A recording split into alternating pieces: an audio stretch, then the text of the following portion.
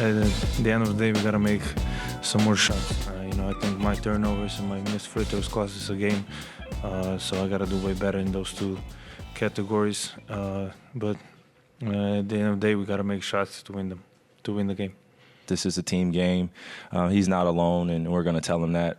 But, as expected, he's fresh off the court. He's spilling into these emotions. He feels like he could have played better.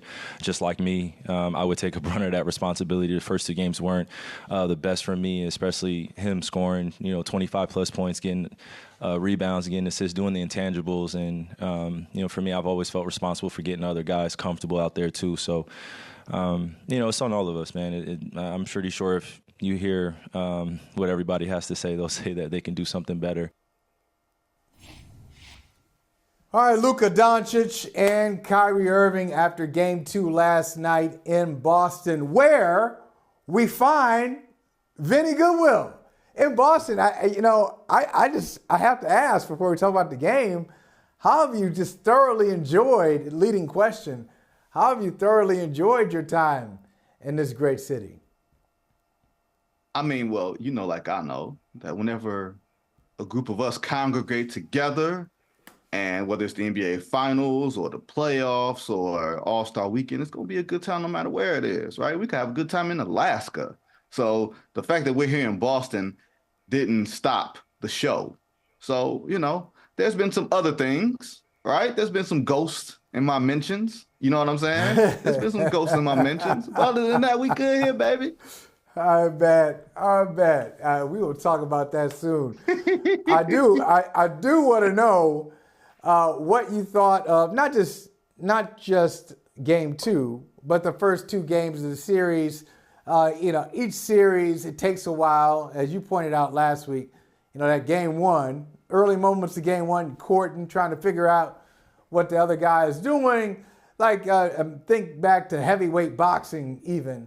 Those early rounds. Okay, what you gonna do? What you got? Oh, you throw that punch? Okay, if you throw that punch, I'm gonna do this. So Game 1 had its own personality. Vinny, Boston won that game, built a 29-point lead, then shrunk a bit, and then held on at the end. Game 2, a little bit rougher.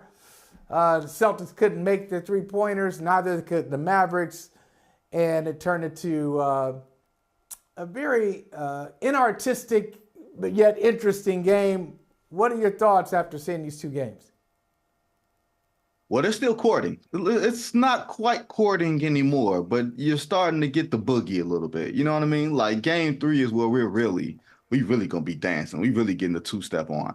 I think the first two games have shown a bunch of different things. Number one is that the Celtics have more ways to beat you. I think we've all known that, even coming into this series, that the Celtics 1 through 6 or 1 through 7 was going to be the superior team. It was just going to be, could they access the greatness? Could they access the versatility? That question was answered in Game 1 with Kristaps Porzingis, right? Coming off the bench with 20 and 6, only playing 20 minutes, changed the complexion. That's a matchup that Dallas cannot counter if Porzingis is healthy and playing that way. Now, we don't know if he's going to be healthy going into Game 3 because he injured himself right at the end of Game 2.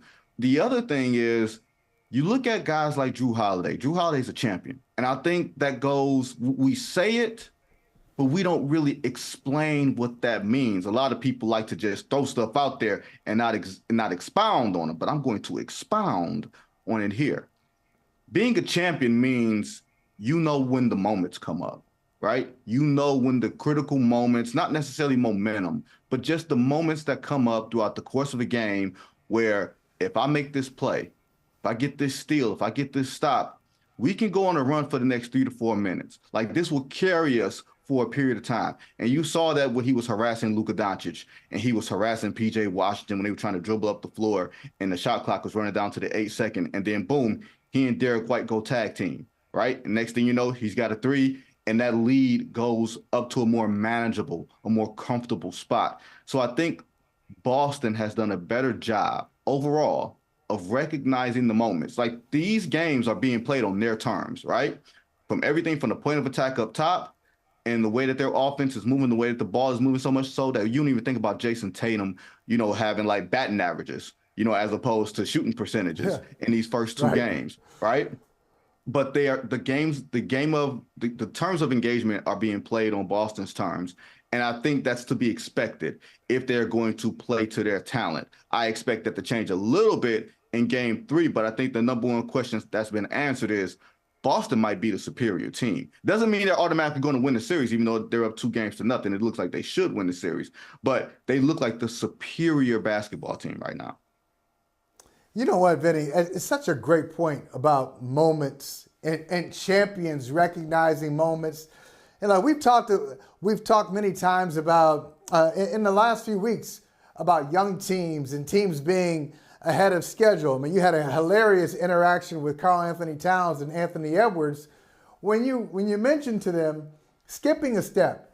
They didn't. The funny thing is, you knew more about that than they did from your time of covering basketball.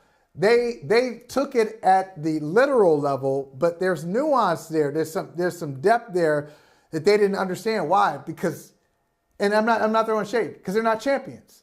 So they don't understand what that means. Right. Now they will the next time. They understand your question more now as they watch the playoffs. And if they go through it again, they'll get it.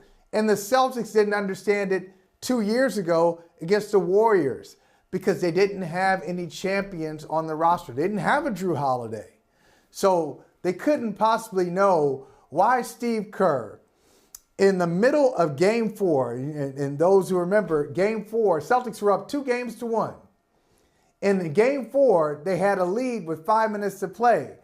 And maybe they understand now why Steve Kerr was acting with so much urgency there, why Draymond Green had to go to the bench, why Steph Curry was really like celebrating every basket, asking for every foul that was there, whether they called it or not. He was asking for it because this is a moment.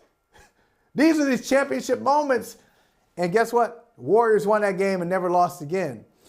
I think the Celtics not only are they the superior team, which you pointed out, I think they recognize now they got the champion Holiday and other guys who have not won championships but are so thirsty and are so wounded still from not winning that they will do whatever it takes to win it. And I don't know, is that worth 3 points? Is it worth 5 points? Is it worth the game? I'm not sure, but I think you're seeing that pop up in this series already. I don't know if it's worth anything tangible. I think it's worth the moments where you exhale, right? Those slight moments it's 3 seconds left in the quarter. I don't have to worry about this. It's one of those things where you're dribbling the ball up the court and you're Luka Doncic and you turn your head and you don't realize that Jaylen Brown's in your pocket, or you don't realize that Peyton Pritchard is about to get another Tommy point. You know what I mean? Because he's coming behind you. Like, it's those moments that it's like a heightened concentration. You know what I mean? It's a heightened, you know what I compare it to? What's that? It's like you're having a great night. You are buzzing, right? You have one of those nights. You done had a little too much to drink, right? And you're like, all I have to do is keep it together until I get home, right? I can sit in this Uber, I can sit in this ride share. All I got to do is just concentrate on making it home, and then everything else that happens after that happens. If you lose concentration for 1 second, you opening the door and something's coming out, right? You can't lose concentration. And I think from a champion's perspective, Boston is comporting themselves like a group of guys that understands we can't lose focus for 1 minute. And they've had lulls of play, but they haven't had lulls in concentration. Like, you're not going to be great all the time. You can have all the championship awareness and get blown out. You can have all the championship awareness and lose games. It doesn't mean that you lack awareness. It means you just didn't perform. They've been performing and they've been aware in this series. And you said it. They've carried that heartbreak. They've been called chokers and fakers and us not being able to trust them and us having real trust issues with them. Front runners, all of that, right? All of it. And some of those names, I've called them, right? I've said I have trust issues with the Boston Celtics. But now they're starting to make people believe. I don't think it was unfair to have trust issues with the Boston Celtics. I think it was saying, hey, we need you to show us because you haven't done it before. And now they are halfway there. They are closer now than they've ever been. They just have to finish the job. Now, will they finish the job? It doesn't matter. You don't know, but you're going to Dallas for 2 games, and those 2 games ain't going to be easy. Hey, thank you for watching Brother from Another. If you haven't hit that subscribe button, go ahead and do that now. Don't forget, you can catch us 3 to 4 weekdays on PeacockTV.com and on Sirius XM Channel 85.